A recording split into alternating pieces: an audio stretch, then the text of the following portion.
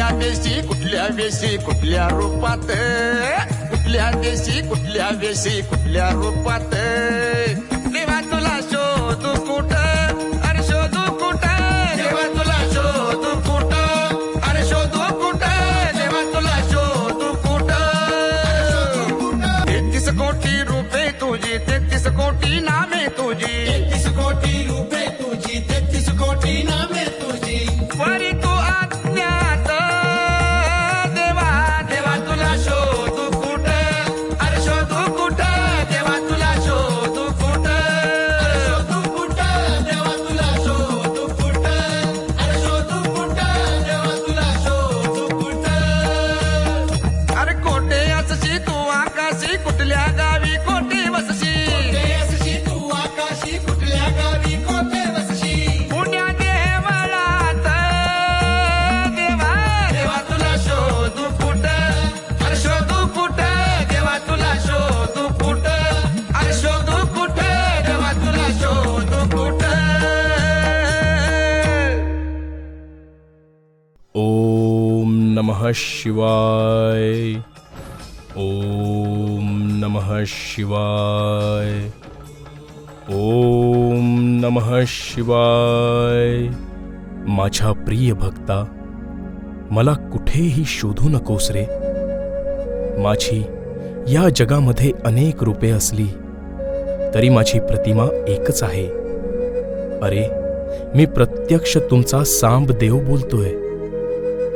हजारो शतकांपूर्वी माझा पदस्पर्श झाला तो म्हणजे आजचं रत्नागिरी जिल्ह्यातील घाटिवळे गाव. इथे या गावातील ग्रामस्थ माझी भक्ती भावाने पूजा करू लागले.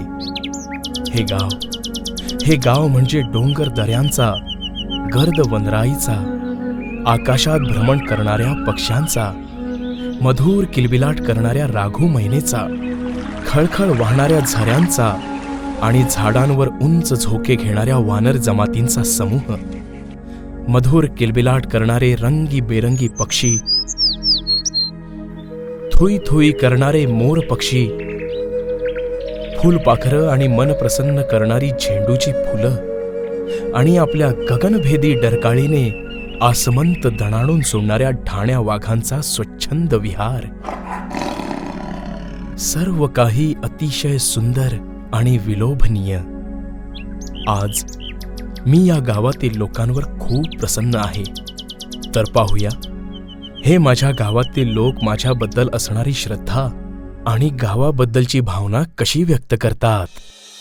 आमचा हा घाटिवळे गाव रत्नागिरी कोल्हापूर हायवेवर घाटिवळे फाट्यापासून काजळी नदीच्या दिशेने खाली आल्यानंतर साधारण हायवेच्या नंतर एक फरलांगापासून आमच्या गावाची सीमा सुरू होते आणि घाटी वळणातून हा सरळ आमच्या गावामध्ये रस्ता येतो. आजही गावातील भाविक निसर्गसुंदर अशा वाडेकरवाडी जवळील सीमेवरून येता जाता श्रीफळ वाढवून गावात प्रवेश करतात. ही प्रथा अनादी काळापासून चालू आहे. आमचा गाव हा डोंगराळ भागात वसलेला आहे. चारी बाजूने डोंगर आहेत. पहिली गोष्ट म्हणजे मला आणखीन एक आठवलं की मला ज्या वेळेला मुलाखतीला नोकरीच्या बोलवलं त्यावेळेला मला हाच प्रश्न विचारला की तुमच्या गावाचं नाव काय, तर घाटिवळं. म्हणजे घाटिवळं नाव कसं पडलं हो. अर्थात त्यावेळी मला काही माहीत नव्हतं, पण एक बुद्धिचातुर्य वापरून मी त्यांना असं सांगितलं की माझ्या गावी साहेब जर तुम्हाला यायचं असेल तर येताना आणि जाताना घाटी आणि वळणं दिल्याशिवाय तुम्ही गावात प्रवेश करू शकत नाही. तेव्हा घाटी आणि वळणं याच्यावरूनच घाटिवळं नाव पडलेलं आहे आणि निसर्गानं माझा गाव तसाच वसवलेला आहे. चारी बाजूने डोंगर आहेत. ये जा करायची म्हटली तर डोंगराळ भाग आहे. आमच्या लहानपणी तर आम्ही पायी प्रवासाशिवाय मार्गच नव्हता. नंतर हळूहळू कच्चा रस्ता झाला, बैलगाडी काही वापरात येऊ लागली आणि आज कामेरकड म्हणजे वाडेकरवाडी असं म्हणतात वरची एक रस्त्यात कोल्हापूर रत्नागिरी रोडला लागून तिथून जी आमच्या गावाची सुरुवात झाली ती एक वाडेकरवाडी म्हणजे वैश्य समाज आहे. तिथून खाली आल्यानंतर वैश्य समाजच झाला कामेरकरवाडी म्हणून. त्याला लगतच गिमोशी म्हणून वैश्य समाजाचीच एक छोटीशी वाडी आहे. नंतर एक बौद्धवाडी आहे. बौद्धवाडीच्या पुढे आला की आपल्याला एक प्राथमिक शाळा लागते. या शाळेमध्ये मी काम केलं म्हणून सांगितलं.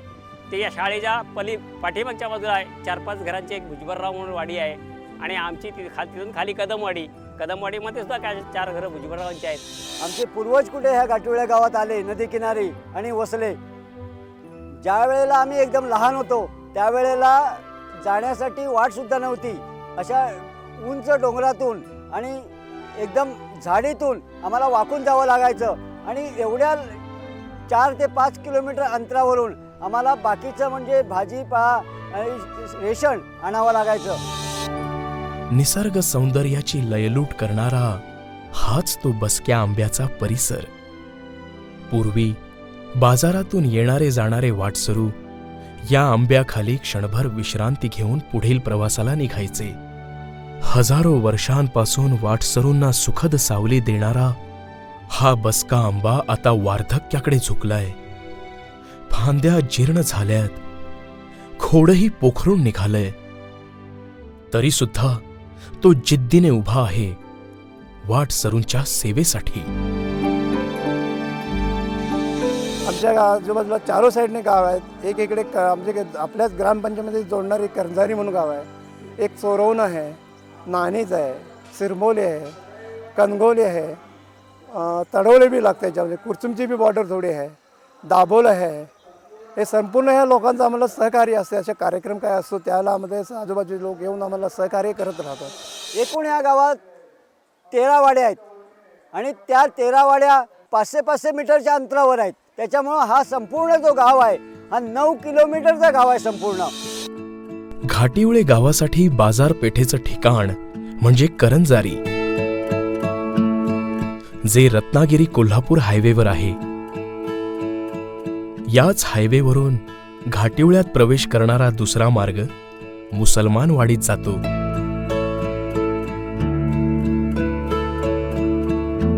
हा रस्ता घाट, वेडी वाकडी वळणं आणि दऱ्याखोऱ्यांचा परिसर आहे. इथे मोठ्या संख्येने मुस्लिम समाजाची घरे आहेत. सुंदर नक्षीदार हवेल्या आणि मशिदी आहेत. हजारो वर्षांपासून हिंदू मुस्लिम या गावात गुण्यागोविंदाने राहतात, एकमेकांच्या सुखदुःखात सहभागी होतात. सर्व धर्म समभावाचं सुंदर उदाहरण म्हणजे घाटिवळे गाव. पुढे याच रस्त्यालगत शिंदेवाडी, सुतारवाडी, आतल्या बाजूला हेगिष्टेवाडी आहे.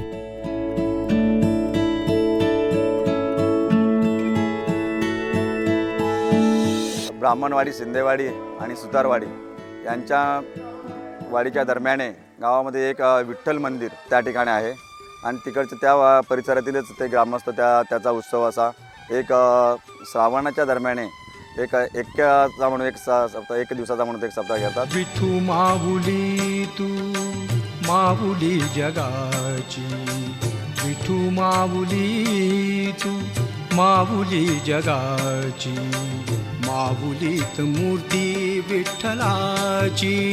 पूर्ण असा मोठा विस्तार असल्यामुळं पूर्व विभाग आणि पश्चिम विभाग असे बुद्रुक आणि खुर्द असे 2 गाव पडलेले आहेत. रेव्हन्यू डिपार्टमेंटला सुद्धा 2 गाव नमूद आहेत आणि त्या दोन्ही गावाची लोकवस्ती आज 3000च्या वर आहे. आणि या 3000च्या लोकवस्तीत आपण ज्या वेळेला एखादं सामाजिक कार्य करतो त्यावेळेला खूप अशा अडीअडचणी येतात. पण काही ठराविक जी मंडळी आहेत ती जुनी जाणती मंडळी आहेत आणि त्यांचं सहकार्य चांगलं असल्यामुळं आम्हाला काम करणं सोपं जातं. ब्राह्मणवाडीच्या पुढे गेल्यावर गावच्या मधोमध ग्रामपंचायतीचं कार्यालय आहे. आणखीन पुढे पूर्वेकडे थोडं गेलात आपण तर एक बेंद्रेवाडी म्हणून कुणबी समाजाचा मोठा समाज आहे. पुढे कुणबी समाज, बेंद्रे, देवाळे यांची घरे असलेली वसाहत म्हणजे बेंद्रेवाडी. या समाजातील लोक पारंपरिक पद्धतीने नमन हा मनोरंजनाचा कार्यक्रम सादर करतात.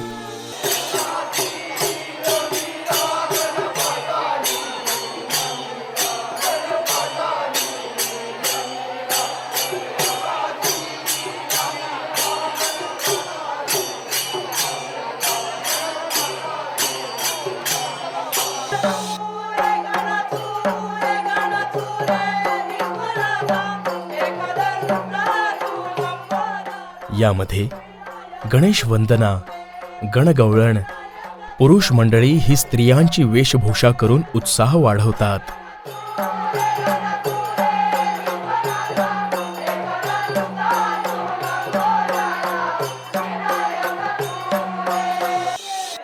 पेंद्या सुदाम यांची भूमिका तर अप्रतिम केली जाते.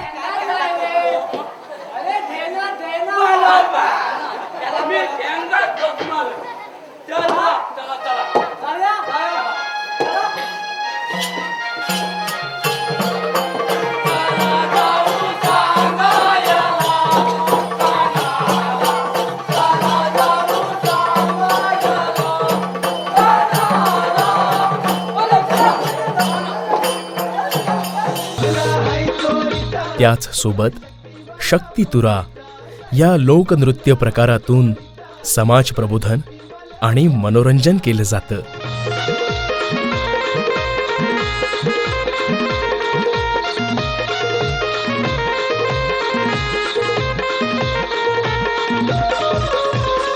घाटिवळे कामेरकरवाडी येथे जे श्रीराम मंदिर आहे, स्थानिक ग्रामस्थ, समाज बांधव आणि आम्ही मुंबईकर ग्रामस्थ येऊन रामनवमीचा उत्सव आम्ही साजरा करतो. ते रामनवमीचा उत्सव हा चैत्र नवमीला होतो आणि त्यातून नंतर त्याच माध्यमातून ते समाजातील समाज बांधव आम्ही ते एक नवरात्र उत्सव हा 9 दिवसाचा कार्यक्रम त्या ठिकाणी होतो, साजरा करतो. देवीची मूर्ती आणून त्या ठिकाणी तो नवरात्र उत्सव साजरा केला जातो. तसेच हनुमान जयंती हा उत्सव साजरा केला जातो. दहीहंडीचा तो सुद्धा उत्सव साजरा केला जातो आणि अन्य काही जे उत्सव असतील किंवा इतर असं नेहमी काही नाही काय असे संघटितपणे ते केले जातात. पावसाळी आम्ही गावामध्ये आमच्या पावसाळी म्हणजे काय भातशेतीचे नाचणे वरी हे जास्त करून भातशेतीच असते. शेती हा गावचा मुख्य व्यवसाय. शेती म्हटलं की पहिली भाजावळ, नंतर नांगरणी आणि मग पेरणी केली जाते.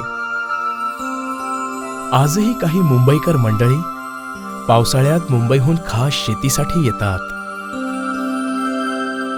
शेतीच्या कामात पुरुषांसोबत माय भगिनी सुद्धा बरोबरीने हातात नांगर घेऊन शेतात राबतात.